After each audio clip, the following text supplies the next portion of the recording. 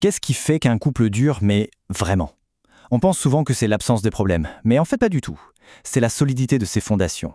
On va décortiquer ensemble un modèle en 5 piliers qui explique justement comment bâtir une relation capable de résister à n'importe quelle tempête.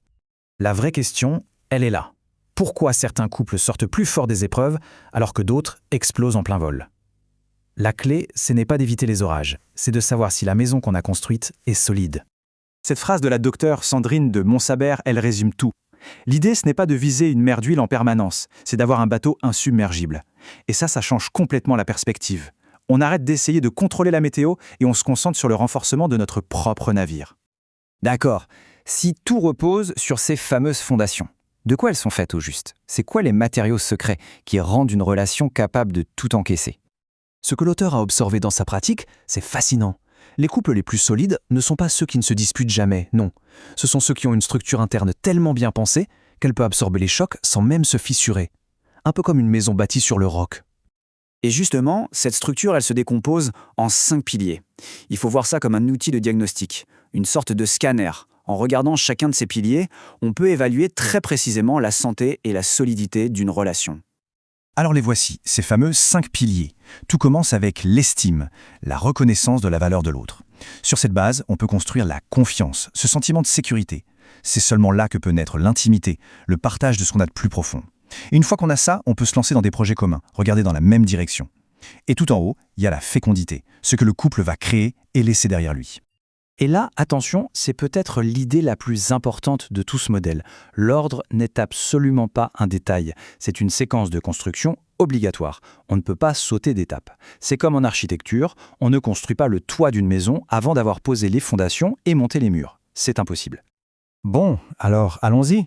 On va suivre le plan de l'architecte étape par étape pour bien comprendre pourquoi cet ordre précis est la seule et unique clé de la solidité.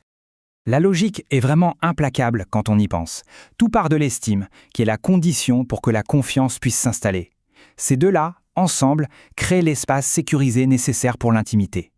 Et c'est seulement à ce moment-là que les projets communs ont un sens, qu'ils deviennent une vraie création et pas juste une façade sociale. Le premier pilier, l'estime, c'est le béton de la fondation. On ne parle pas juste de trouver l'autre sympa ou gentil, non, on parle d'une reconnaissance profonde et sincère de sa valeur. Sans ça, la relation n'est pas un partenariat choisi, c'est soit de la dépendance, soit une simple habitude. Et maintenant, regardez le rôle crucial du deuxième pilier, la confiance. Sans elle, l'estime reste juste une admiration de loin. C'est comme s'il y avait un grand fossé entre les deux. L'intimité, le partage de soi, c'est beaucoup trop risqué. La confiance, c'est le pont qui permet de traverser ce fossé et de transformer l'admiration en une vraie connexion. Et ça continue, quand les 3 premiers piliers, estime, confiance, intimité, sont bancals, regardez ce qui arrive au 4e, les projets communs, le crédit de la maison, l'éducation des enfants, tout ça, au lieu d'être des aventures choisies à deux, ça se transforme en fardeau, en obligation qui écrase le couple. Des chaînes qu'on subit plutôt qu'un chemin qu'on choisit. Mais alors, concrètement, qu'est-ce qui se passe quand ces piliers commencent à s'effriter? L'expérience de l'auteur sur le terrain révèle une sorte de test de solidité très clair, un compte à rebours assez glaçant vers la rupture. Quand il reste 3 piliers sur 5, le couple est en grosse difficulté, c'est sûr. Mais il flotte encore. La structure est bien abîmée, mais il y a encore assez de fondations pour ne pas couler. Avec beaucoup de travail, la reconstruction est possible. Par contre, à 2 piliers sur 5, là on atteint le point de rupture. C'est la zone rouge. La relation devient fondamentalement instable. La structure menace de s'effondrer à la moindre secousse. La survie n'est plus qu'une question de temps et un peu de chance. Et là, la conclusion de l'auteur est sans appel. Avec un seul pilier encore debout, la relation est déjà terminée. Les personnes partagent peut-être encore une maison, un nom de famille, mais le couple, lui, n'existe plus. Le lien est brisé. Alors, qu'est-ce qu'on fait de tout ça? Ce modèle, ce n'est pas juste une jolie théorie à mettre dans un livre. C'est un outil très pratique. C'est un peu comme avoir le plan d'architecte de sa propre relation pour l'évaluer et la renforcer. En résumé, le message clé, il est là. Ce modèle, c'est un guide. Il nous donne un plan pour diagnostiquer la solidité de nos fondations, pour mettre le doigt très précisément sur ce qui s'est fissuré, et surtout, il nous donne une feuille de route pour reconstruire. Et toujours en commençant par la base. Au final, ce modèle nous laisse avec une question essentielle.